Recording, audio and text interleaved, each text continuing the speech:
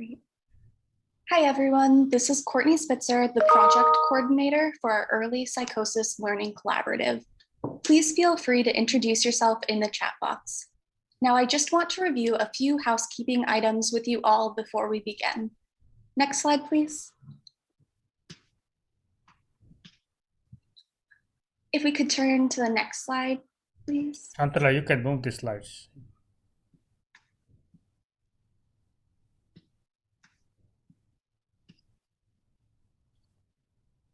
Great, thank you. Participant microphones have been muted at entry, and you will be able to unmute them during the discussion portion. During the presentation, if you have any technical difficulties or questions about the topic, please use the chat box. This webinar is being recorded and will be available for viewing at a later time on the MHTTC website. And to reach us after the webinar, you can email newengland@mhttcnetwork.org. This slide provides a description of our disclaimers for MHTTC. Next slide, please.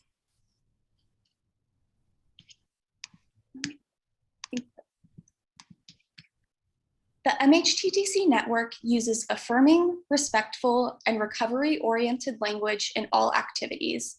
The language is strengths-based and hopeful, inclusive and accepting of our diverse cultures, genders, perspectives, and experiences, healing-centered, trauma-responsive, inviting to individuals participating in their own journeys, person-first and free of labels, non-judgmental and avoiding assumptions, respectful, clear, and understandable, consistent with our actions, policies, and products. With that, it is my pleasure to hand it over to Dr. Macheri Keshavan for introductions. Thank you, Courtney. Can you stop sharing the slides so I can share mine?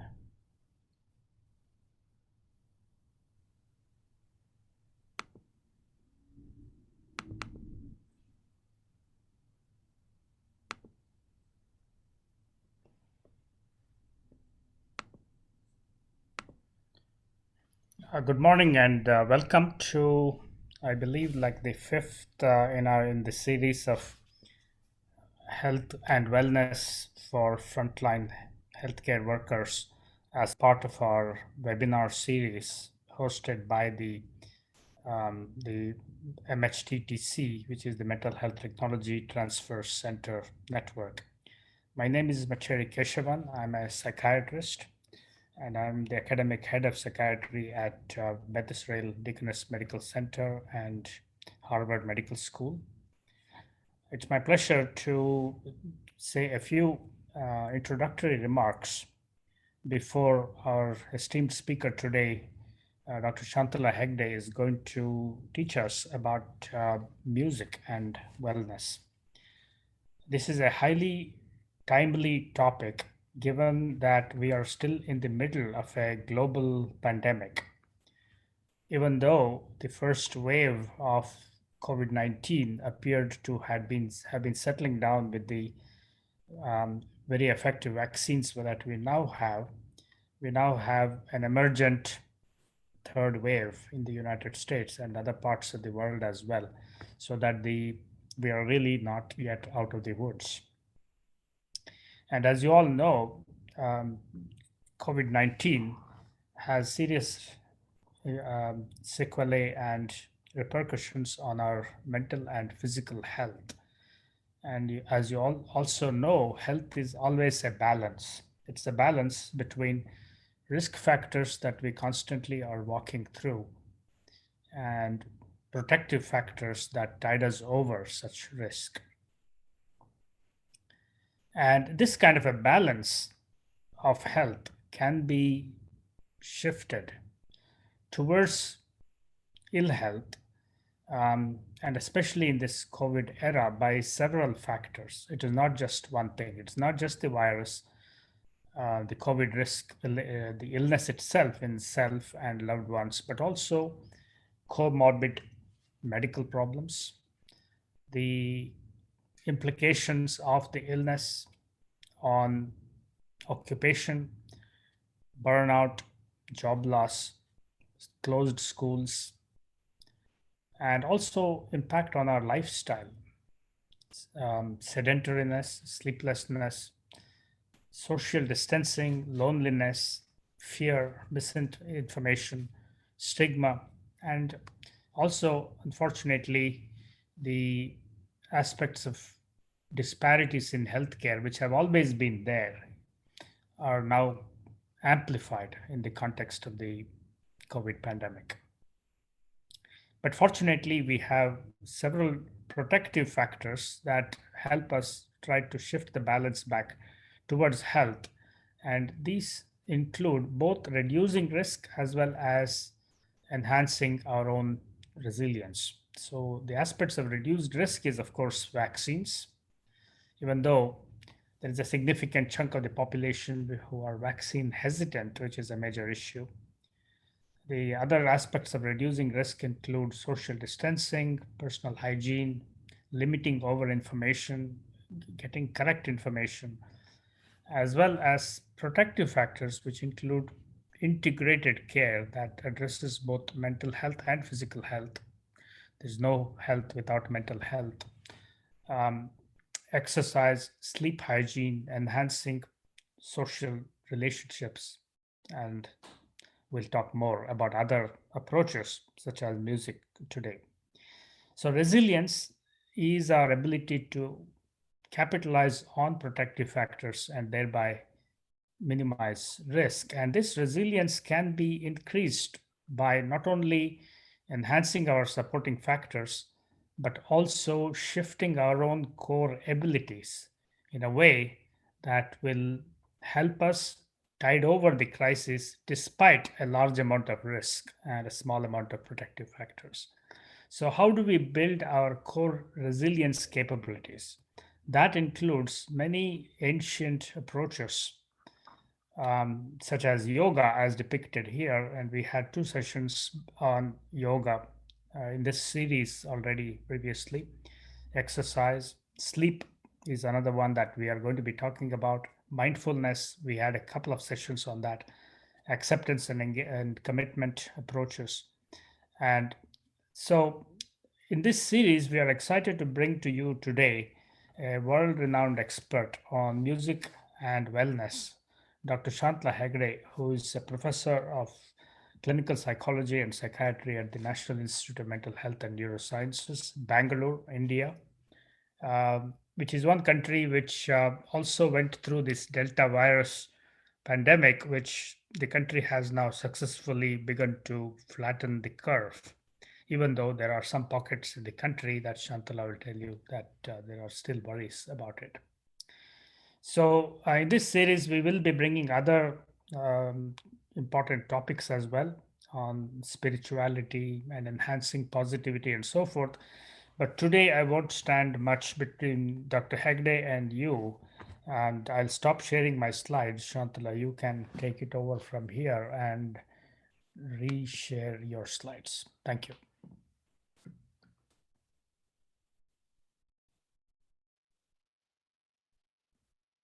You can skip my slides now.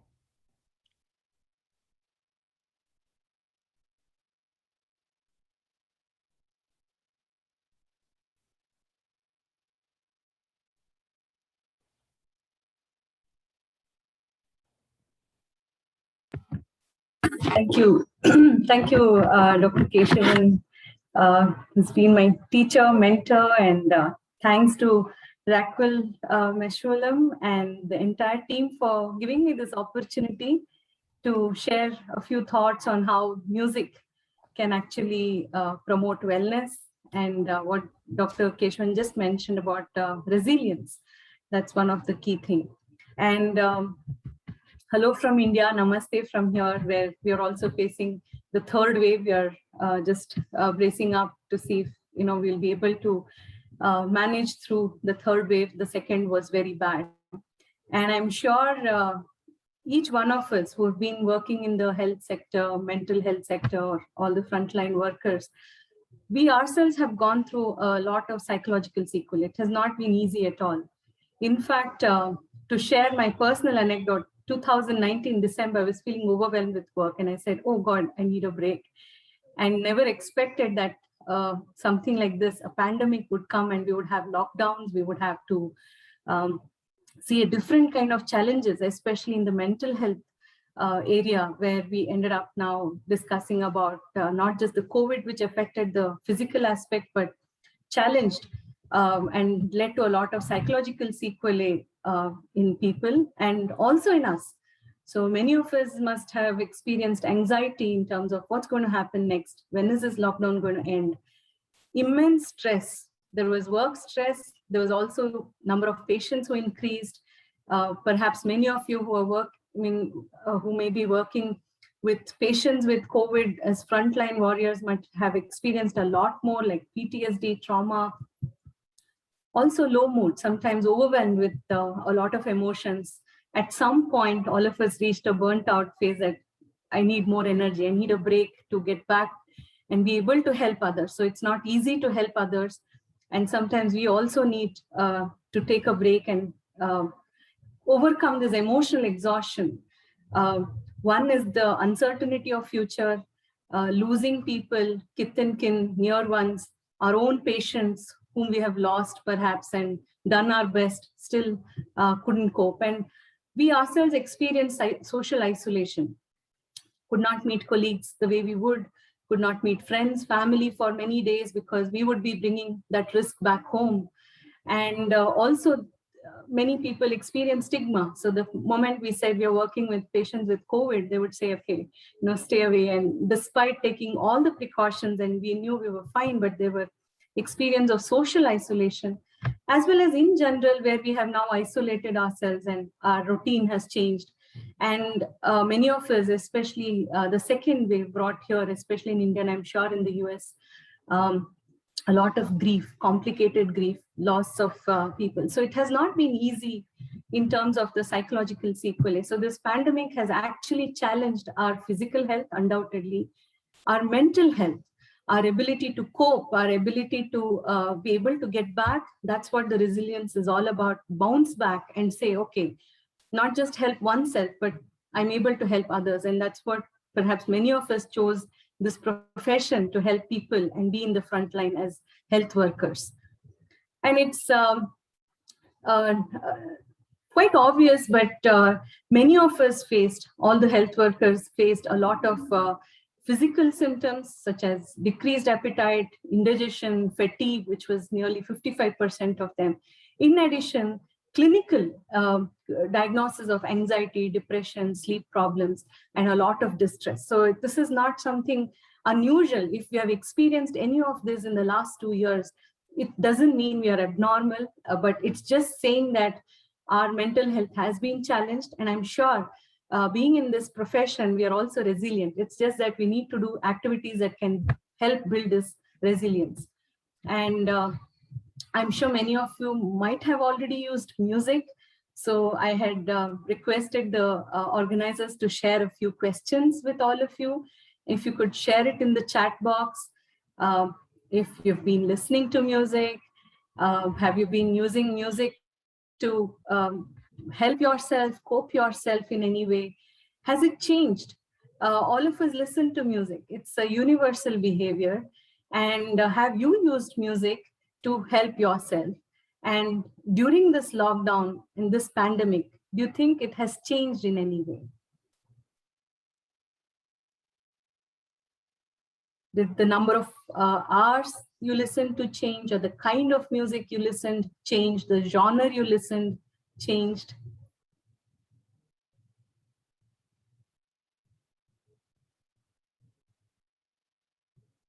You could feel free to chat.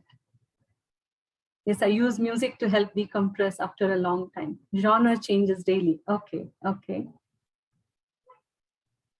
Music helps my mood immensely. Yes. When we go to sleep, no change in type of music. Yes. I listen to more religious music now for hope. Wow. Okay. I've increased the time I listen to music. Yes. Yeah. Music has helped me. Yes. So many of the things I'm going to share would perhaps touch your personal story. as to how music is perhaps helping all of us during this challenging times. I've listened to played music. Yes, many of you may have been trained in music and indulged in music actively to help yourself. Okay, it's coming so fast, I may not be able to catch up with all the chat, but yeah, I got the gist. Thank you so much. Thank you. I found myself listening to a lot of Broadway show tunes and songs from my childhood. Wow, autobiographical memories, going back to childhood, fond memories. Yes, I listen to classical during work. So parallelly, listening to background music and enhancing our work. Yes, thank you. Thank you so much. You can keep coming these points and I will continue with my flow of thought of what I had to share. Yes, so music is perhaps, as you have already shared, helps us reduce our stress. It helps us uplift our mood. It must have also helped us sometimes overcome our grief. Sometimes we feel like crying, but it's just that some music just pushes you and helps you just open up that gate that you must have kept within. And listening to certain music can help us grieve a lot. And it can help in quality of sleep. Listening to soothing music or your own choice of music could help quality of sleep. It has also helped us connect with each other. I'm sure many of you have seen people in Italy and Spain singing in the balcony, connecting with each other, making music together, also sharing it through WhatsApp or social media. Listening to music concerts online has increased. It has helped to connect with one's own self. Many a times during this pandemic, many of us have experienced existential question. What's going to happen? Why is this happening? What's the future? How am I going to cope? Sometimes, what is the meaning of life? Is this how trivial life could be, that you are here today and tomorrow you're not there? So many times music has helped us connect with oneself. Facilitated religious and spiritual practices. Some of you shared it just now in the chat. It helps us connect with a higher almighty, you can call, or the God, or whatever name that you would call, but something beyond us, helping us connect with the universe, perhaps. Helped our patients. Many of you might have used, with an ailing patient, helping with some music that can soothe them, relieve them of the pain that they are perhaps experiencing. It's like a distraction. So music could have helped. You might have helped music to help your patients. And if not anything, you're quarantined for some reason, you're in your room, locked yourself up, and sometimes just to kill the boredom, no matter how much movies you could watch, how much things, but ultimately, music is something that gives us company. So in that sense, music has really been with us. It's an integral part of our life. And if I say music is woven in every aspect of our life. Some of us may have experienced it, some of may feel, okay, it's obvious, but if you carefully look at it, aspects of music is permeating every aspect of our daily activity. And that's what research studies have also shown. In the last 1 year, studies have been carrying out online survey on people. This is not just from mental health or frontline workers, but in general population, where music listening habits have changed in the last 1 year, 1.5 years since COVID-19 has come. And it has not decreased. If at all, it has remained as it has been for people, or it has increased. So either they're listening to self-selected music or music shared by their friends, family, or dance to music, watch some professional programs, singing to self, or singing along with an instrument, or making music electronically through computers, through softwares, exploring music. And even if you look at culturally, so some cultures are more collectivism in nature or individualistic in nature. So in this particular study, they have looked at certain countries like Anglophone American countries versus China, South Asia, South America. But irrespective of the culture, people have used music mainly to vent out their negative emotions, used it as diversion, enjoyment, being togetherness, connectedness. You listen to some favorite music, or as someone mentioned, it brings back fond memories. So it's like reliving good memories, positive memories, thereby uplifting our mood. And maybe to connect one's own self, or as I said, connecting to the religious or spiritual aspect. So if at all these experiences that we have gone through during this or experiencing now, all these psychological sequelae due to the pandemic, music can actually facilitate in all these aspects. It can actually help in promotion of positive mental health. We all talk about mental health, it's important. But positive mental health is something that's at the core of it is resilience and also empathy. We are all, I say, high on empathy because we're already dealing with people, we are helping people. So I would say, if I were to give a questionnaire to many of you, perhaps you would rate high on empathy because every day you're dealing with helping others and connecting with others. But we do know there can be no health, no good health without mental health. So the key is mental health and promotion of mental health. If at all, this pandemic has actually challenged how much resilience we already have. Resilience is like, having the good immune system. So it will help us, even if we fall sick, it will help us bounce back easily. It is something that we have to work on, not just during this pandemic, but work for life. So in fact, all our programs, whatever we try to do, is help building this resilience in children, because that's how you build it on over time and be able to face any of these challenges that come our way. And that's how even during this pandemic, you perhaps would have seen individual differences in the way they have reacted to situations. Some might have said, okay, this lockdown has helped me look at positive aspect of life. Some may have really lost hope. Some may have gone into depression, but some may have calmed down and said, okay, this is another big challenge that has come to the human race. Perhaps there's some meaning to it. What is that meaning? So each of one of us react in different way. And as I said, music is something that's universal behavior. And throughout this pandemic, if at all, one behavior that has been there with humans and only enhanced is this indulgence with music. So when I say positive mental health, as I mentioned, it includes your emotional health, it includes your intellectual health, how sharp, how quick, how well you are able to work in your occupational area of functioning, how it is your spiritual health, you're able to let go of just self-centered looking at the problems, but looking at from a universal point of view. Of course, your social health, your social connectedness, your family, your friends, your colleagues, and environmental health and physical health. So all these components come together to talk about positive mental health. Now, what about music? So I will dwell a little bit of highlighting. I'm sure all of us know what music is. Many of you may have been trained in music. But from a scientist point of view, from a psychologist point of view, music today is considered beyond entertainment. And I'm sure as you have written it there in your chat box, music is for emotion, music is for sleep, music is to connect, bringing back our old memories. So there are multiple roles that music plays. It's just not entertainment. It's just not to give us happiness. Sometimes we also indulge in sad music. It gives us something that perhaps nothing else can give, and we seek sadness in music. The important thing is music has been with humans for age immemorial.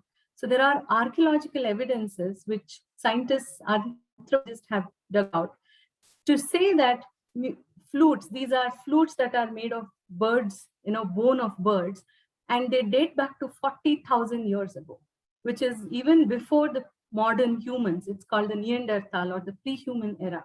And if humans, the pre-modern humans, could develop instruments, could build instruments, I'm sure singing must have predated even beyond that. So music has been with us from centuries, and any behavior that is there with us and continues to be there, according to the science, which means it has adaptive role to play. It helps us cope and survive and progenate and move further. So what is the role of music has been this question. If it's not for entertainment, It is perhaps to help build language. So you could imagine for the functioning of the brain, music and language almost go hand in hand. It could be for certain special skills that we have, like in animals, special skills could include bird chirping or special singing, which has an advantage for sexual selection. Or is it the mother-child bonding, like lullabies? Lullabies are universal. Music is there across cultures, and lullabies are also universal in nature and have specific feature across all cultures. So they are slow in tempo. The pitch variation goes very equidistant and very soft, and that's how we help the babies fall asleep. So there is a universal feature that is common across lullabies from all different cultures. And music is for social cohesion. It brings us together. Often music behavior is always not just a solitary behavior. You have a concert, you have a group singing, group dancing, which connects us as human beings. And sometimes these musicians who come together become like family members, and they share the same emotion. They share so many things. They share the not just the musical script, but the creative aspect of it, the creative space, and thereby connect with each other. So music has multiple roles to play, including aspects like higher cognitive functions, like, um, language. Now, if I ask what is music and what music does, as many of you have already shared, it's with emotion, it's with mood. I'm going to share some 4 pieces of music. They're 1 minute long. I want you to put in the chat box what emotion comes to you first thing in your mind when you listen to it. It could be, you could just put one word, or if you want to say a few words also, it's fine. Okay, I'm going to play one by one. Please listen to it carefully.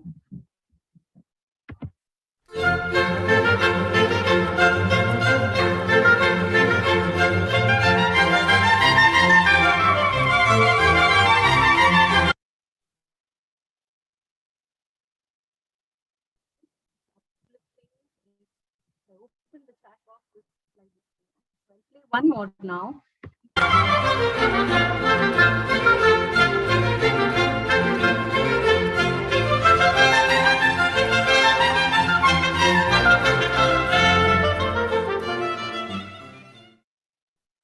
next one now.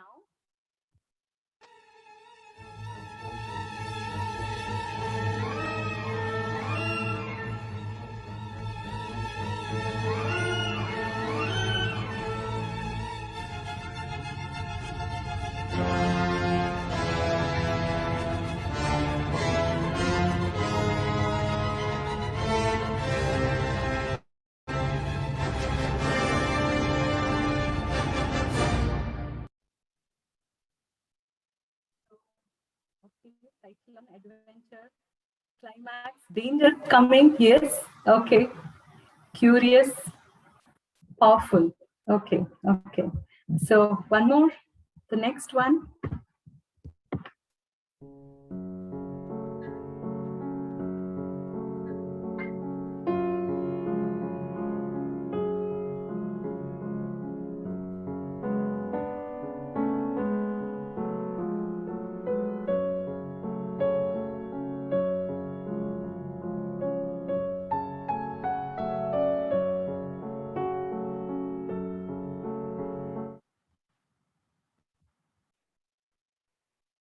Calm, serenity, walking through a meadow, reflection.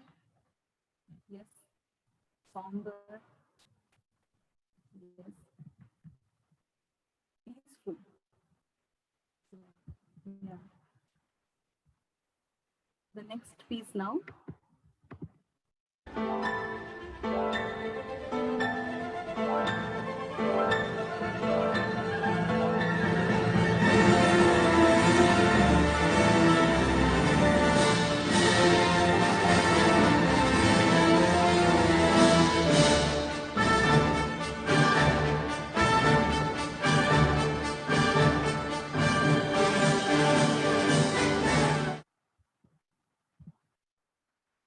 Overwhelming, exhilaration, crescendo, tense, yes, exciting, expectation, anxious, okay.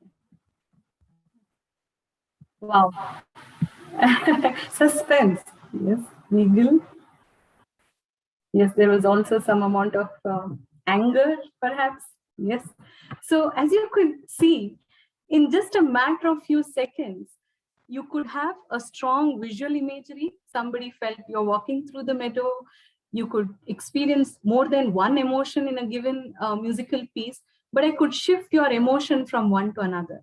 Imagine if I were to play this for longer period, you're not just perceiving that emotion, but then you could change your mood over time. So music is a powerful, very powerful elicitor of emotion. And one of the reasons why people listen to music in their everyday life is to regulate emotion. Regulate, I mean, many a times unconsciously we choose music that kind of suits us, connects us with the mood that we are already in, or helps us balance our emotion. Sometimes when we are extremely happy, we may choose some happy music. Sometimes when we are sad or when we need to calm down, we use music accordingly. Or when we go to a party, we don't listen to some somber piano music, but we would want to have a peppy sound, which helps us dance and groove. And so situation also matters. So music has these multiple roles. But the key thing is it can elicit strong visual imagery or bring out your past memories. It could help us, as I said, help us in ventilate. It could be with one's own self or with another person close to us. I'm going to play two more music, and I want to see how you feel, what comes to your mind, what emotion you feel. All right, just two more now. Uh-huh. 1 second.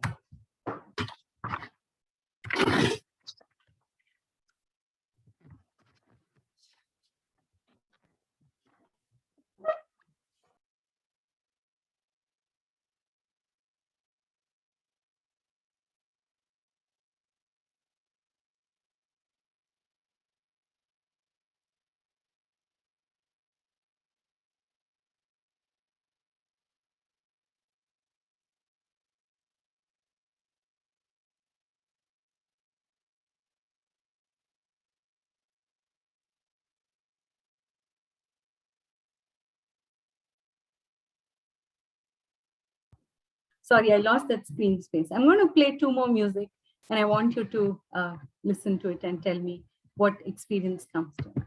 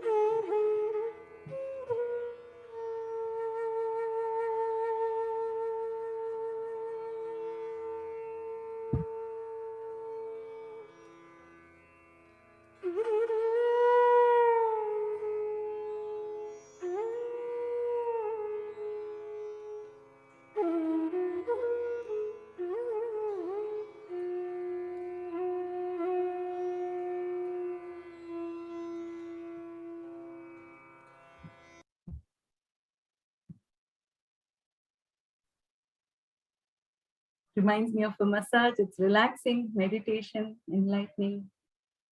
Okay. Okay. Now the other one.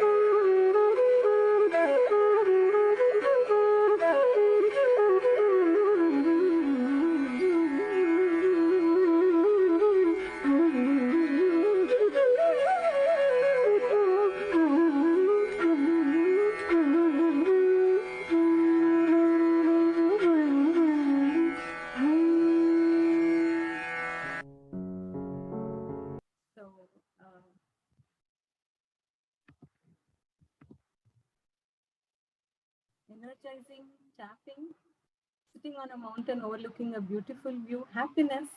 Thank you. Yeah, yeah. So the point that I was trying to make with the last two pieces were actually music from a culture perhaps you're not familiar with. It's from the Indian classical music. Nevertheless, all of you could perhaps sense and differentiate between happiness, something that was somber, the underlying being peacefulness in both ragas. In Indian classical music, we have these ragas just like the modes in the Western classical traditions.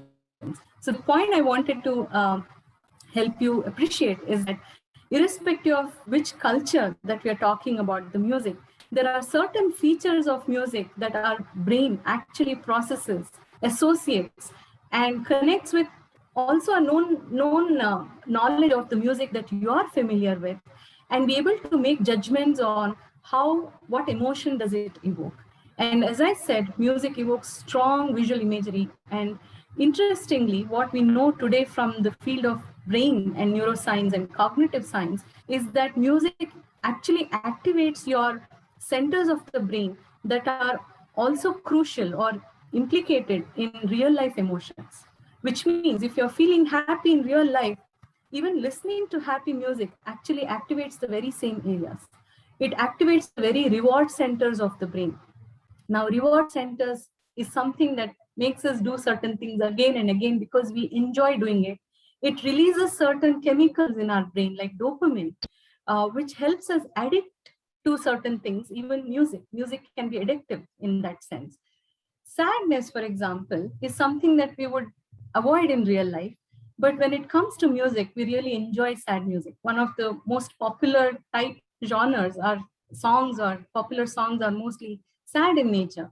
And as I said, theories have put out to say that listening to sad music is actually helping us mentally prepare for sad situations in real life, which means you're building your resilience already, preparing yourself.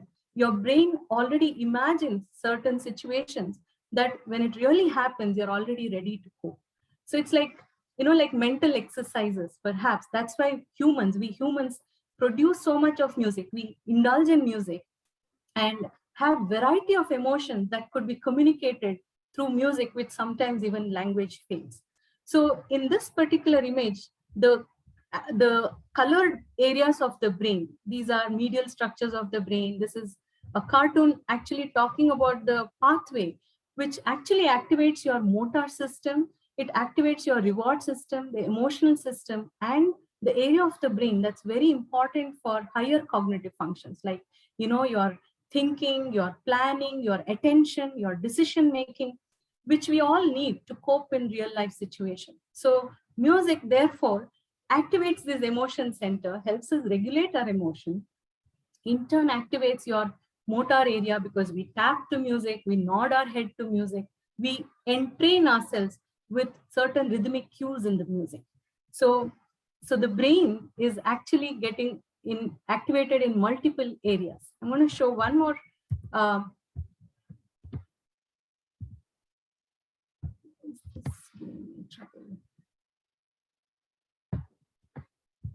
Okay, so what we found in our own research studies on people who are trained in music and untrained in music, different emotions in music activates the brain quite differently.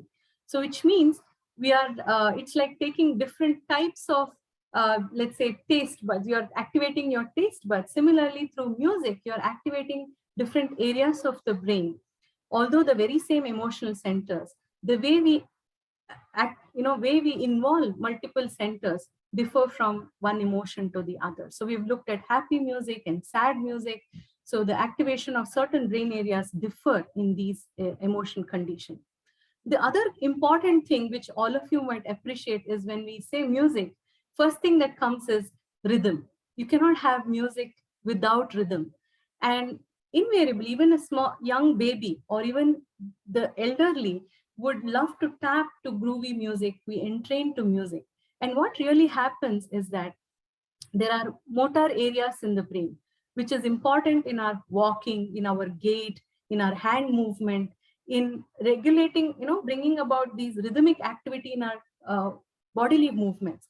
the very same areas get activated even when we are perceiving rhythm or processing rhythm in music. So what does this all mean? It may seem a little complicated looking at these pictures, but these are structures of the medial brain, the basal ganglia, the posterior parietal areas, which also includes some of the language areas of the brain.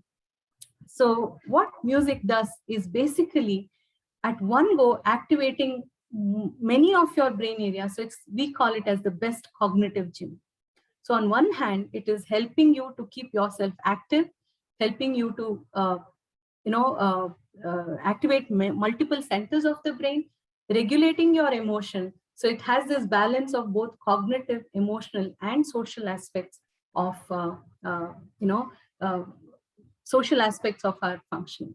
I'm going to quickly take you through a small experiment that was done in the field of language and music to highlight a point on how music and language have an interplay and how closely they are associated. Play a piece. I want you to listen to it carefully. Okay, just listen to it carefully. The sounds as they appear to you are not only different from those that are really present, but they sometimes behave so strangely as to seem quite impossible. Okay, all of you heard this thing? Okay. I'm going to play. The sounds as they appear to you are not only different from those that are really present, but they sometimes behave so strangely as to seem quite impossible. But they sometimes behave so strangely. They sometimes behave so strangely. Sometimes behave so strangely. Sometimes behave so strangely. Sometimes behave so strangely. Sometimes behave so strangely. Sometimes behave so strangely.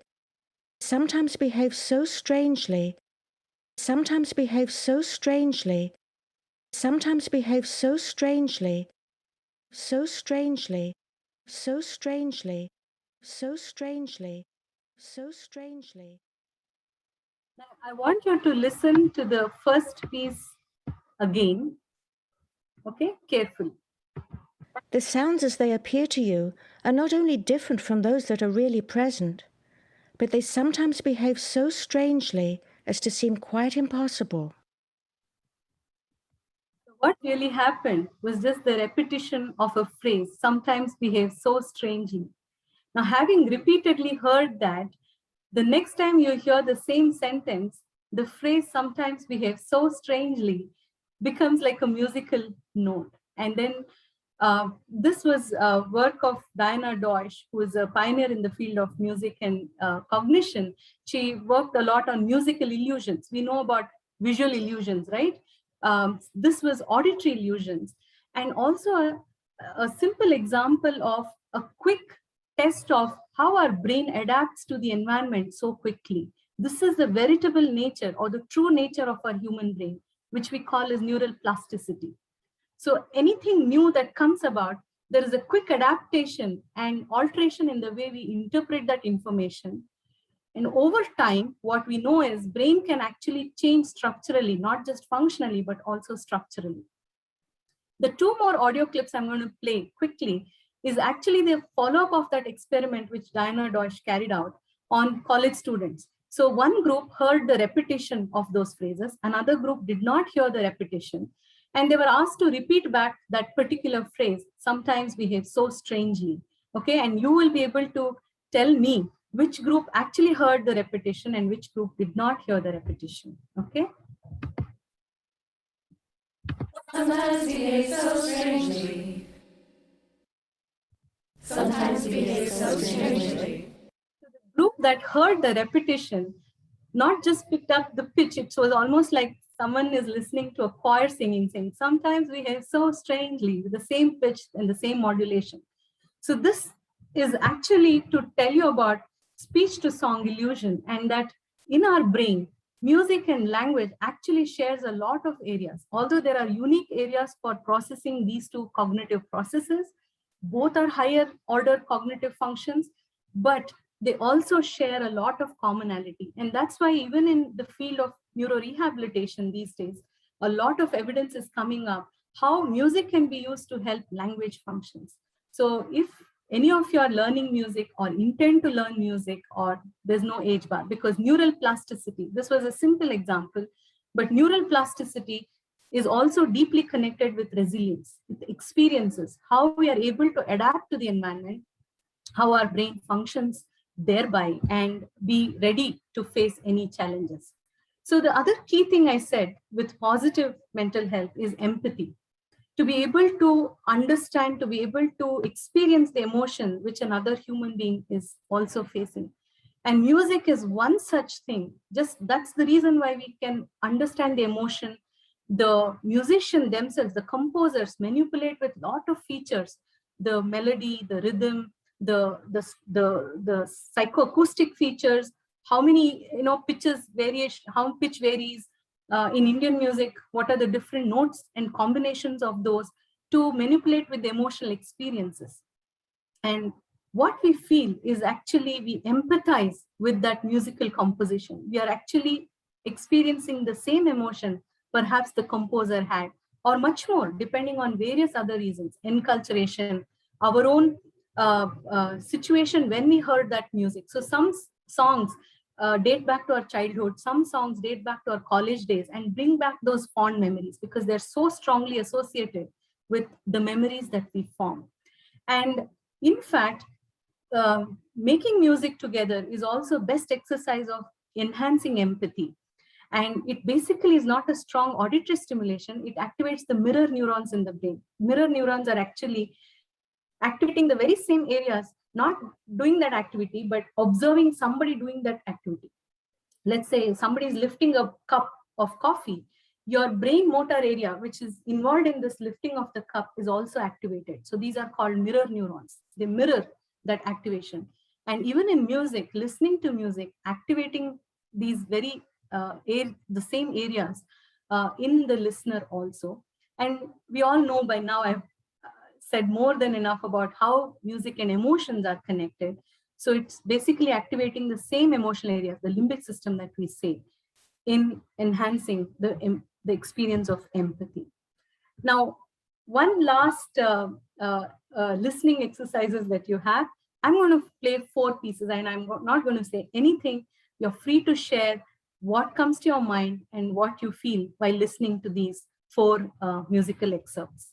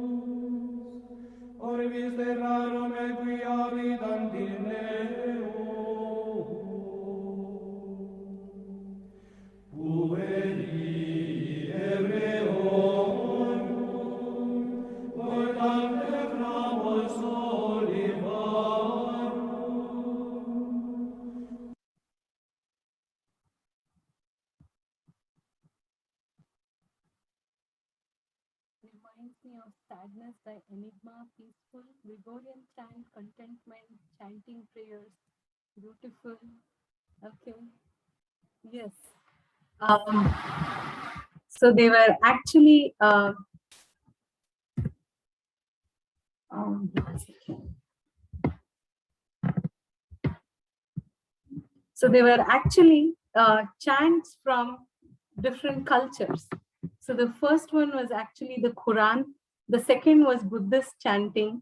The third one was Vedic chanting of the Hindu tradition. And the fourth one was the Gregorian chanting. And if any one of you observed, it almost sounded the same. It had 5 notes. Unlike the usual music, you have the tonic note and the dominant note, the sa and the pa that we call from the Indian traditions. And all religious, if you go back to the culture, music has been interwoven so much with religious practices. One of the reason is perhaps because it helps our mind to divert its attention. Even in our own studies, we have done EEG studies, looking at how listening to music actually enhances our ability to focus, ability to increase our attention. And the religious practices with the sound of the bell, or all these chants that happen together in a group with a higher spiritual connection, actually helps people heal. And that's what people believe in. And what is interesting is it's the structure, the melodic structure is universal, irrespective of which culture or religious chanting that you consider. So the benefits of music, what all I have said in the last 20, 30 minutes, is basically actively engaging in music actually enhances your neural plasticity. So it could be playing an instrument, it could be singing. Passively is also fine, undoubtedly. Listening to music, as I said, activates these multiple areas of the brain. But if you are also a musician, or if you have been trained as a child in music, there's no end to go back, and there's no time limit. You could always go back and start learning, which can have a lot of benefits on your overall health and building this positive mental health at all these realms that we discussed. So thanks to Dr. Keshavan, his artwork, where I took it from him to depict that we all should go back to playing music in one form or the other. So this is just to like a take-home message that music actually activates multiple areas of the brain. So it is not just cognitively helping you, it is emotionally helping you. It helps you connect socially and spiritually. So we are actually telling that doing music, indulging in music is an overall wellness capsule that you can ask for. And it activates your language areas, it activates your reward centers of the brain, it makes you feel good, or it helps you regulate your emotion. It also releases so many neurochemicals. It could be natural painkiller. It gives you release of endorphins and might help you to go back and face this challenge as a frontline worker back to your workspace. And as I said, you could perhaps use it on your patients also, where their own choice of music could perhaps be much more healing and they could relieve themselves of their pain.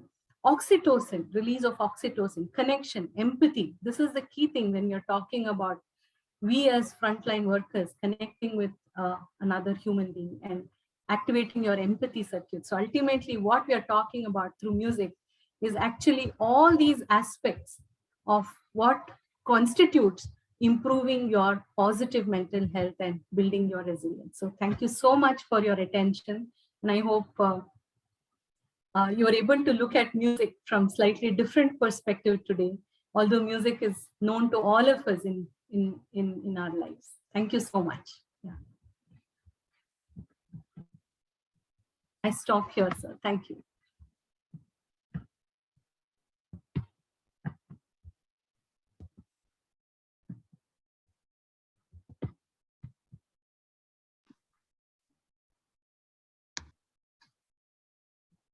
So if there are questions or if I have to answer anything in here.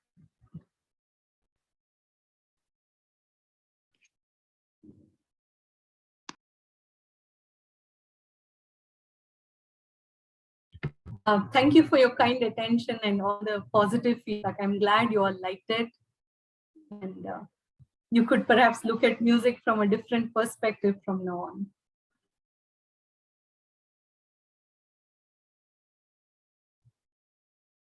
Okay, you want me to play the first chant, the Quran again? Okay, sure.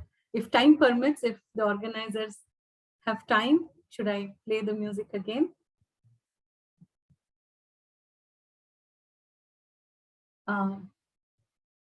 Rachel, Vanessa, do I have time?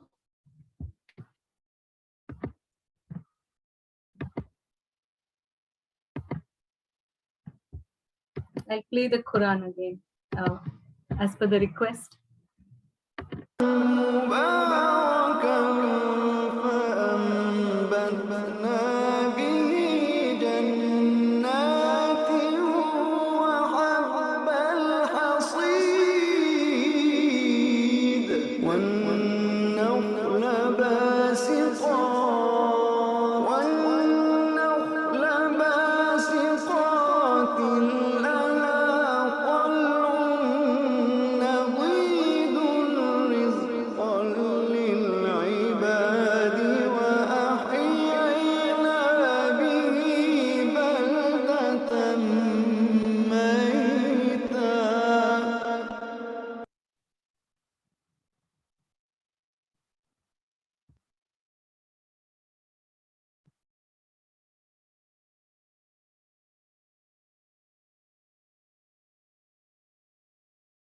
Okay, I'll play the Western one.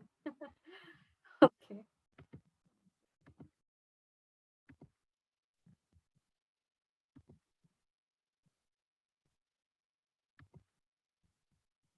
Until the organizers tell me stop, I'm going to play.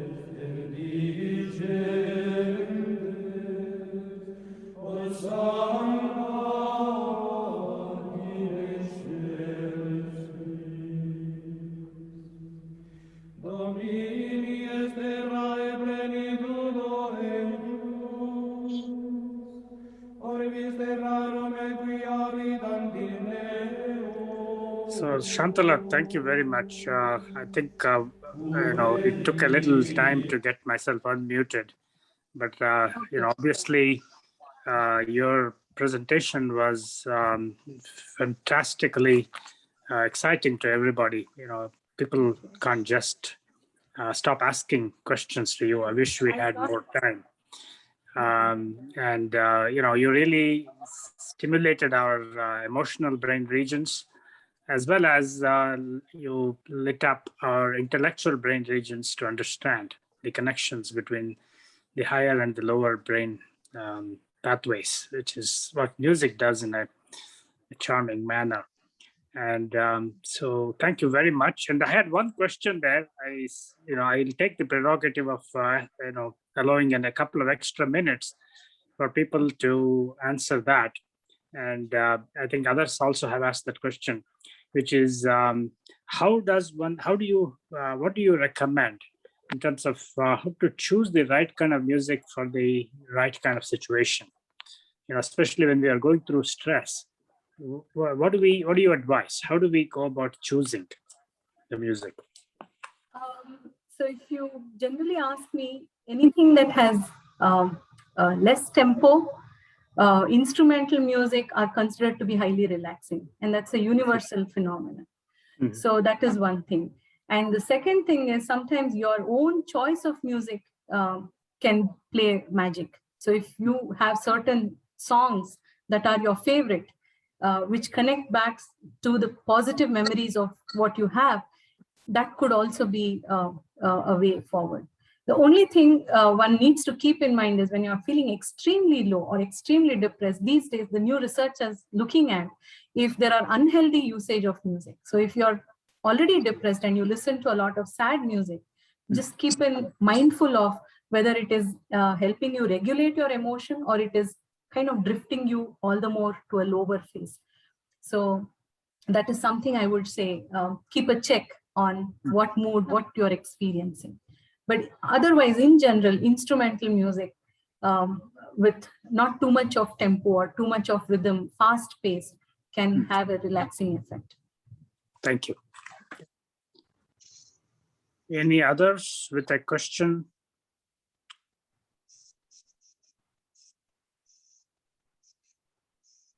Okay. If not, I want to, on behalf of all of us, thank you very much for this wonderful presentation. Hope to see and hear you again in the future. And this was perfect. Thank you. Thank you so much. Thank you all And for listening. take care, everybody.